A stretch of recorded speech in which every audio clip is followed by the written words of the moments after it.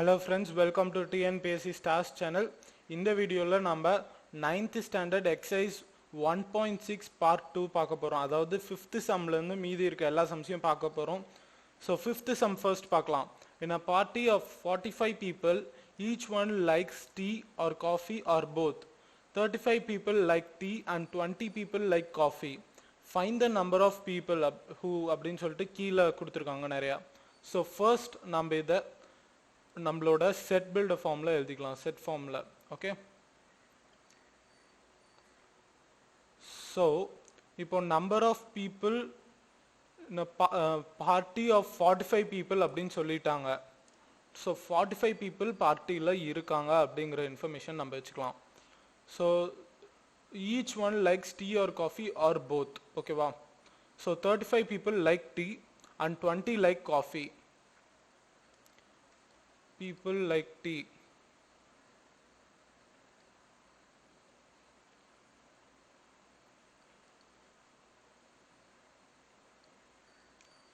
n of t அப்படினு வெச்சுக்கலாம் and எத்தனை பேர் அப்படினு பாத்தீங்கன்னா 35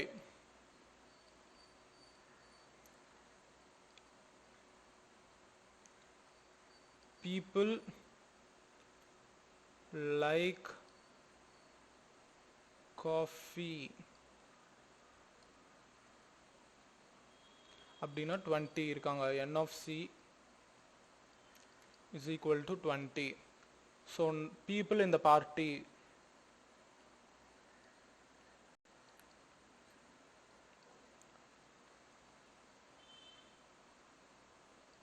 அப்படிங்கிறது n of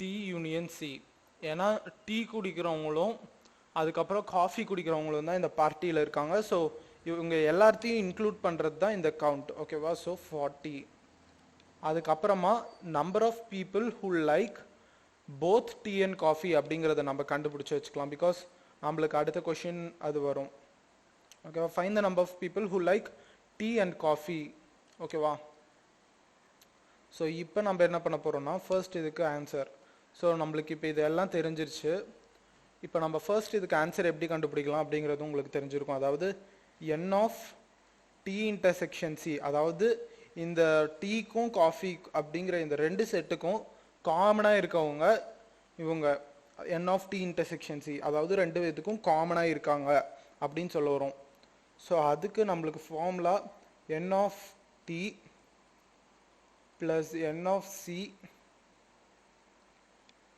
minus of n of t union c அப்படினு போடலாம் ஓகேவா சோ இத அப்படியே சப்ஸ்டிட்யூட் பண்ணுங்க 35 plus 20 minus 40 சோ இத சப்ஸ்டிட்யூட் பண்ணீங்கனா உங்களுக்கு 55 minus 40 அப்படினு வரும் சோ இது வந்து 15 அப்படினு வரும் n of t intersection c is 15 okay next second one who do not like tea number of people who do not like tea அப்படினு சொல்லிருக்காங்க சோ டீ யாருக்கெல்லாம் பிடிக்காது அப்படினு சொல்லி கேட்டிருக்காங்க அப்படினா நம்ம எதை எழுதுவோம் அப்படினா n dash n of t dash wait second one என்ன கேட்டிருக்காங்க number of people who do not like tea அப்ப n of t dash அப்படிங்கிறது தான் அர்த்தம் சோ இப்போ இந்த n of t dash எப்படி கண்டுபிடிக்கிறதுன்னு நான் சொல்றேன் n of t dash plus n of t is equal to n of t union c அப்படினு அர்த்தம் ஓகேவா சோ இப்போ இந்த n of t dash கண்டுபிடிக்கணும்னா மத்தத சப்ஸ்டிட்யூட் பண்ணனும் and இத இந்த சைடு கொண்டு போணும் ஓகேவா so n of t dash அதாவது டீ பிடிக்காதவங்க டீ பிடிக்கிறவங்க ஓகேவா டீ குடிக்காதவங்க plus டீ குடிக்கிறவங்க is equal to n of t union c அதாவது எல்லா செட்டும் இது உங்களுக்கு ஒரு வென் டயகிராம்ல எக்ஸ்பிளைன் பண்றேன் உங்களுக்கு இன்னும் ஈஸியா புரியும்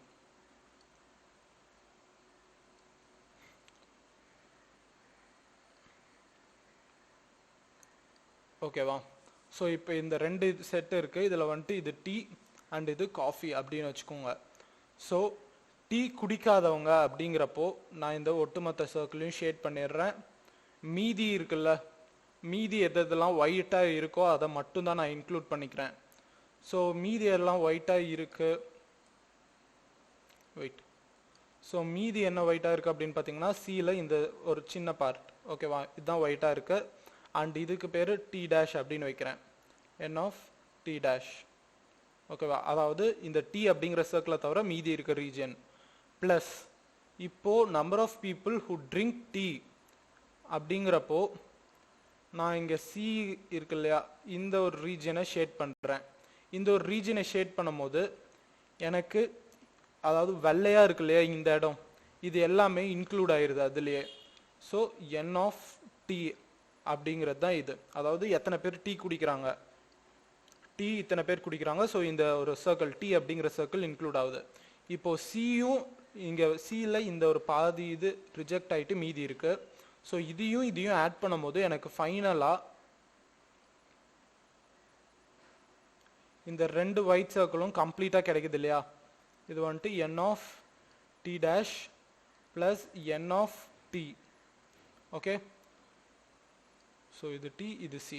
அதாவது இந்த ஒரு சர்க்கிள், இங்கே ஒரு சர்க்கிள் இருக்கு, வெள்ளையாக இருக்க ரீஜனை தான் நம்ம எடுத்துக்கிறோம் கன்சிடரேஷனுக்குள்ளார, ஷேட் பண்ணதை நம்ம லீவ் பண்ணிடுறோம், ஓகேவா. So N of D dash அப்படிங்கிறது இந்த வெள்ளையாக இருக்க region and n of D அப்படிங்கிறது இந்த ஒரு வெள்ளையாக இருக்க ரீஜன். ஸோ இது ரெண்டுத்தையும் ஆட் பண்ணும்போது நம்மளுக்கு என் ஆஃப் டி யூனியன் சி அப்படிங்கிற ஒரு டயக்ராமை ரெப்ரசன்ட் பண்ணுது இல்லையா. ஸோ அதே ஃபார்முலாவை தான் நம்ம எழுதுகிறோம், ஓகேவா. அவ்வளோதான். நீங்கள் இதில் பெருசாக கன்ஃபியூஸ் பண்ணிக்கணும்னு எதுவும் அவசியம் இல்லை. அண்ட் மோரோவர் இந்த சாப்டரை வந்துட்டு நீங்கள் ஃபுல்லாக புரிஞ்சுக்கிட்டால் மட்டும்தான் உங்களால் 11th 12th ரொம்பவே ஈஸியாக மார்க்ஸ் ஸ்கோர் பண்ண முடியும். பிகாஸ் நீங்கள் இப்போ படிச்சுட்டு இருக்கீங்களா, இந்த ஒரு சாப்டர் வந்துட்டு இப்போது 11th ஸ்டாண்டர்டுக்கு கரண்ட்டாக இருக்க சாப்டர். ஸோ இந்த ஒரு சாப்டர் இப்போவே நீங்கள் ரொம்ப நல்லா படிச்சுக்கிட்டீங்க அப்படின்னா உங்களுக்கு 11th 12th ஃபார் ஷுர் எந்த ஒரு என்ட்ரன்ஸ் எக்ஸாமாக இருந்தாலும் நீங்கள் ஈஸியாக கிராக் பண்ண முடியும். காலேஜை நீங்கள் காசே இல்லாமல் சேரலாம், ஓகேவா. So N of D dash is equal to N of T union C minus of N of T அப்படின்னு போடுறேன். ஸோ என் ஆஃப் டி டேஷை நான் கண்டுபிடிக்கணும். N of D dash is equal to 40 அப்படிங்கிறது தான் T union C minus N of D அப்படிங்கிறது எத்தனை அப்படின்னு பார்த்தீங்கன்னா நம்மளுக்கு 35, okay. So 35. So N of D dash, number of people who don't drink tea is 5.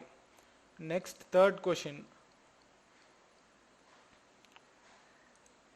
Third கொஷினில் என்ன கொடுத்துருக்காங்க அப்படின்னா the number of people who do not like coffee அப்படின்னு சொல்லியிருக்காங்க. ஸோ சேம் மெத்தட் தான் நீங்கள் இதுக்கும் யூஸ் பண்ணணும். இங்கே டீன் போட்டோம், இங்கே சீன் போடணும், அவ்வளோதான் வித்தியாசம். N of C dash is equal to N of T union C minus N of C, ஓகேவா. ஸோ என் ஆஃப் சி டேஷ்னா number of people who don't like coffee. So இங்கே 40 மைனஸ் 20, 20ங்கிறது தானே number of people, okay, who like coffee, okay. So which is 20. So 20 people ku coffee அப்படிங்கிறது பிடிக்கல, okay. Next, sixth one. In an examination 50% of students passed in mathematics, 70% of students passed in science, while 10% students failed in both the subject. 300 students passed in both the subject, okay va. So find the total number of students who appeared in the examination if they took the examination in only 2 subjects. So இந்த கொஷினோட meaning first நல்லா புரிஞ்சுக்கோங்க. அதாவது 50% of students passed in mathematics அப்படின்னு சொல்லியிருக்காங்க, 70% passed in science அப்படின்னு சொல்லியிருக்காங்க, 10% failed in both the subject. அதாவது 10% students வந்துட்டு இந்த ரெண்டு சப்ஜெக்ட்லையுமே பாஸ் பண்ணல அப்படிங்கிறது மீனிங், ஓகேவா. அண்ட் இவங்க என்ன சொல்லியிருக்காங்க அப்படின்னா 300 ஸ்டூடெண்ட்ஸ் வந்துட்டு இந்த ரெண்டு சப்ஜெக்ட்லையும் பாஸ் பண்ணியிருக்கதா சொல்கிறாங்க, ஓகேவா. ஸோ இந்த ரெண்டு சப்ஜெக்டையும் சேர்த்து 300 ஸ்டூடெண்ட்ஸ் பாஸ் பண்ணியிருக்காங்க. Find the total number of students who appeared in the examination if they took examination only in 2 subjects அப்படின்னு சொல்லியிருக்காங்க. அதாவது இந்த 300 ஸ்டூடெண்ட்ஸ் இருக்காங்க இதில் பாஸ் பண்ணவங்க. ஓகே, தனியாக வச்சுக்கலாம். ஸோ எத்தனை பேர் இப்போது இந்த எக்ஸாமை எழுதுனாங்க அப்படின்னு கேட்குறாங்க. ஸோ இந்த எக்ஸாம் எழுதினவங்க வந்துட்டு 100% அப்படின்னு வச்சுக்கலாம். ஓகேவா? So first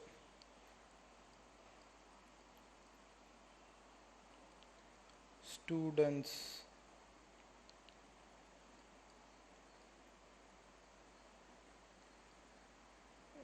who wrote exam be 100%. ஓகேவா? நெக்ஸ்ட் அவங்க என்ன சொல்லியிருக்காங்கன்னா பர்சன்டேஜ் ஆஃப் ஸ்டூடெண்ட்ஸ் வந்துட்டு ஃபெயில் ஆனவங்க வந்துட்டு மேத்தமேட்டிக்ஸில் எம் அப்படின்னு வச்சுக்கலாம். 2 சப்ஜெக்ட்லேயும் ஃபெயில் ஆனவங்க பற்றி நம்மளுக்கு தெரிஞ்சிச்சு. பட் ஒவ்வொரு சப்ஜெக்ட்லேயும் நம்மளுக்கு தெரியல. ஸோ அதனால first percentage of students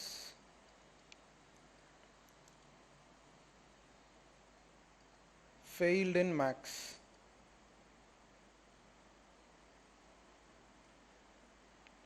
I'm sorry.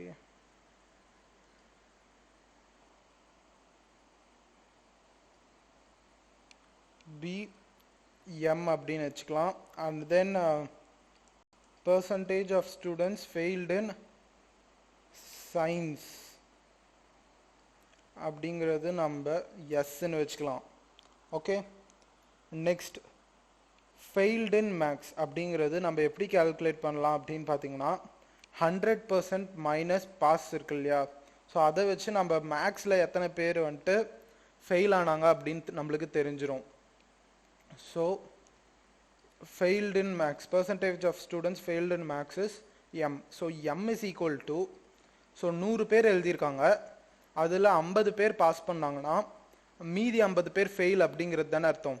So அதே மாதிரி தான் 100 பேர் மைனஸ், அதாவது 100% மைனஸ் 50%, அதாவது எழுதுனது 100 பேர் அண்ட் அதில் பாஸ் பண்ண 50 பேர், இவங்கள மைனஸ் பண்ணிட்டோம் அப்படின்னா மீதி இருக்கிறது நம்மளுக்கு ஃபெயில் ஆனவங்க எத்தனை பேர் அப்படிங்கிறது.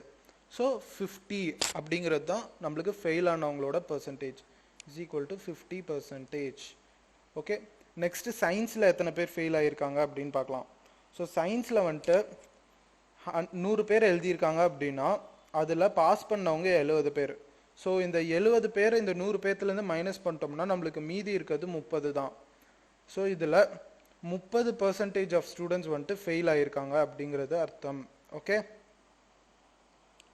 Next the number of students who failed in both the subjects அப்படின்னு சொல்லிட்டு நம்மளுக்கு அவங்களே தந்திருக்காங்க.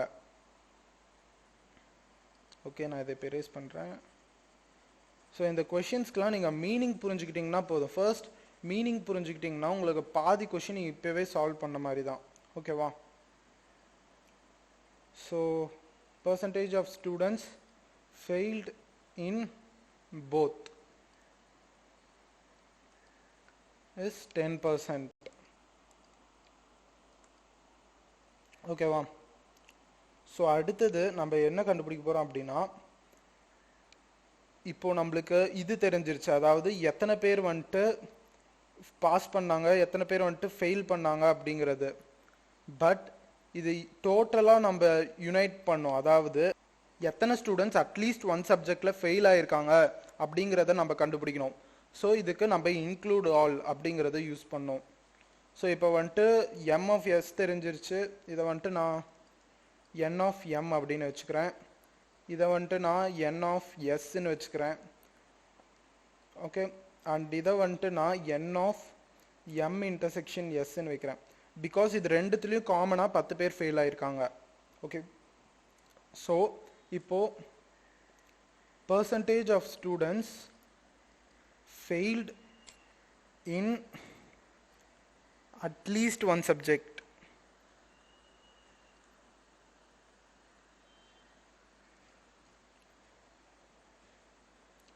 அட்லீஸ்ட் ஒன் சப்ஜெக்ட்னா என்ன அர்த்தம்? ஒரு சப்ஜெக்ட் அப்படி இல்லைன்னா 2 சப்ஜெக்டில் ஃபெயில் ஆகிருக்காங்க அப்படின்ட்டு. அப்போ நம்ம கண்டுபிடிக்க வேண்டியது என் ஆஃப் எம் யூனியன் எஸ் அப்படிங்கிறது.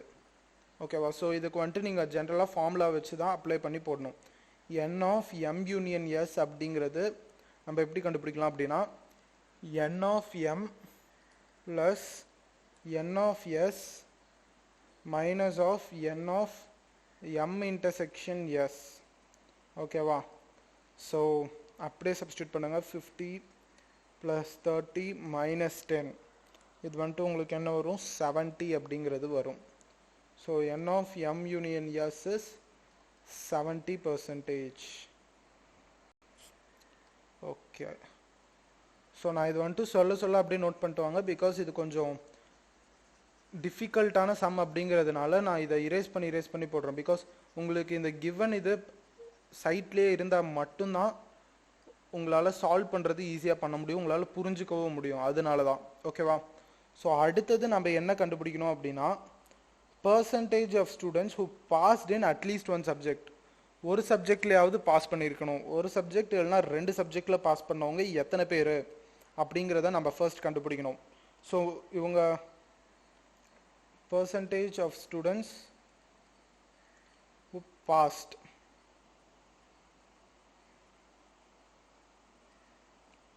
in at least one subject அப்படிங்கிறத நம்ம கண்டுபிடிக்கணும். அண்ட் அதுக்கு நம்ம என்ன பண்ணுறோம் அப்படின்னா இப்போ number of students failed in one subjects அப்படிங்கிறது நம்மளுக்கு தெரிஞ்சிருச்சு. So number of students who passed அப்படிங்கிறது நம்மளுக்கு ஈஸியாக தெரிஞ்சிடும். அதாவது 100 பேர் எழுதியிருக்காங்க, அதில் 70 பேர் ஃபெயில் ஆகிட்டாங்க அப்படின்னா மீதி எத்தனை பேர் பாஸ் பண்ணியிருக்காங்க? 30 பேர். அந்த 70 பேரை மைனஸ் பண்ணிட்டோம்னா மீதி இருக்க 30 பேர் தான் நம்மளுக்கு. ஓகேவா? இஸ் 30%. அவ்வளோதான். ஸோ சிம்பிளாக இது உங்களால் போட முடியும். எத்தனை பேர் பாஸ் பண்ணியிருக்காங்க, எத்தனை பேர் ஃபெயில் ஆகியிருக்காங்க அப்படிங்கிறத மைனஸ் பண்ணிங்க அப்படின்னாலே போதும். ஓகே. ஸோ இப்போ வந்துட்டு நம்ம 30% ஆஃப் பீப்புள் வந்துட்டு பாஸ்ன்னு கண்டுபிடிச்சாச்சு. பட் இவங்க என்ன கொடுத்துருக்காங்க அப்படின்னா டோட்டலாக 300 மெம்பர்ஸ் வந்துட்டு இந்த எக்ஸாமில் பாஸ் ஆகியிருக்காங்க அப்படின்னு சொல்லியிருக்காங்க.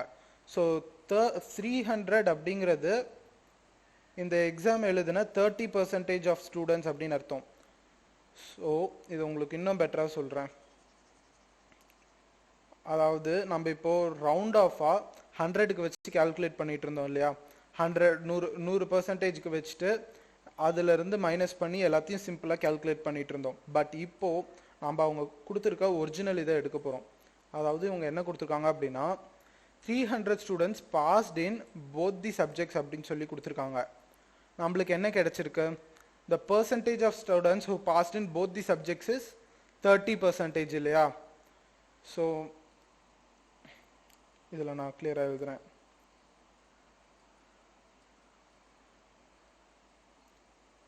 In both is 30%. Okay. So இந்த 30% தான் இந்த 300 பேரும் இந்த 30% ஸ்டூடெண்ட்ஸ்குள்ளார தான் வருவாங்க.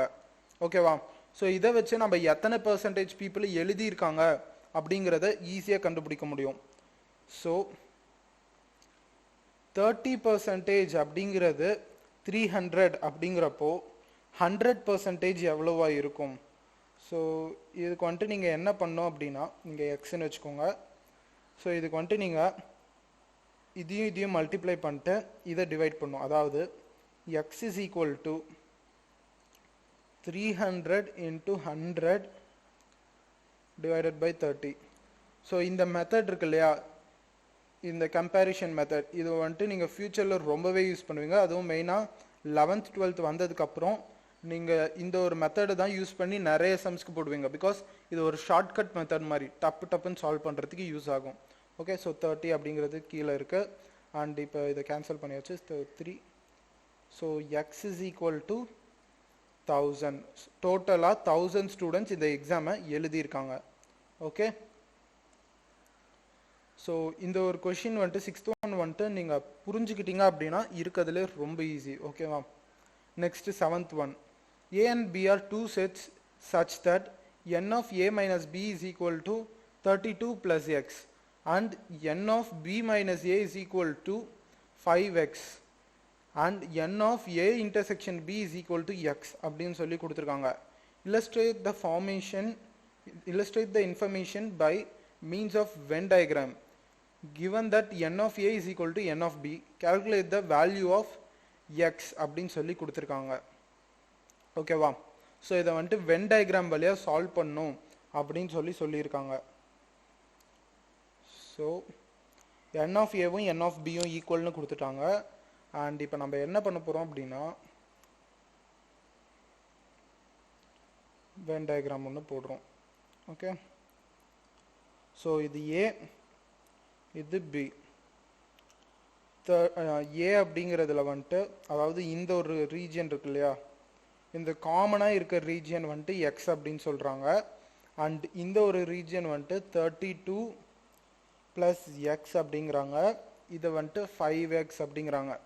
a - b, b - a அதெல்லாம் உங்களுக்கு முன்னாடியே தெரியும். அண்ட் ஏ இன்டர்செக்ஷன் பினா காமனாக இருக்கிற ரீஜியன் அப்படிங்கிறது உங்களுக்கு தெரியும். ஓகேவா? ஸோ இப்போ இவங்க என்ன சொல்லியிருக்காங்க அப்படின்னா number of elements of A is equal to number of elements of B அப்படின்னு சொல்லியிருக்காங்க. ஸோ ஏல எத்தனை எலமெண்ட்ஸ் இருக்கு அப்படின்னு எப்படி கண்டுபிடிக்கிறது அப்படின்னா n of A is equal to 32 + x + x அப்படின்னு போடுங்க. அப்படி போட்டிங்க அப்படின்னா உங்களுக்கு n of A is equal to 32 + 2x அப்படின்னு கிடைக்கும். அண்ட் அதே மாதிரி n of B கால்குலேட் பண்ணுங்க. n of B வந்துட்டு 5x + x அப்படின்னு போட்டிங்கன்னா உங்களுக்கு 6x அப்படிங்கிறது கிடைக்கும். So n of b is equal to 6x. ஓகேவா? So n of b a is equal to n of b அப்படின்னு சொல்லியிருக்காங்க. அப்போ நீங்கள் 32 + 2x is equal to 6x அப்படின்னு போடணும். 32 + 2x is equal to 6x அப்படின்னு போட்டிங்கன்னா உங்களுக்கு 32 + 2x - 6x, இந்த 6x இந்த சைட் கொண்டு வந்துருங்க. -6x is equal to 0 அப்படின்னு வரும். So 32 - of 4x is equal to 0. இப்போ இந்த 4x இந்த சைட் கொண்டு போயிருங்க, ப்ளஸ் ஆயிரும். So 32 is equal to 4x. And இப்போ என்ன பண்ணுறீங்க அப்படின்னா 32 / 4, இங்கே மல்டிப்ளிகேஷனில் இருக்கிறது இந்த சைடு வந்துச்சுன்னா டிவிஷனுக்கு வந்துடும்ல, அதுதான் 32 / 4 is equal to x. So இந்த 4ம் இந்த 32ம் கேன்சல் ஆகுது.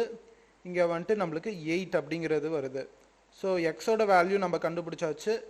8 அப்படிங்கிறது தான் எக்ஸோட வேல்யூ. ஓகேவா? ஓகே, ஸோ மீதி 8th சம்லேருந்து ஓகே 13th சம் வரைக்கும் நம்ம அடுத்த பார்ட்டில் பார்க்கலாம். ஓகே, தேங்க்ஸ் ஃபார் வாட்சிங்.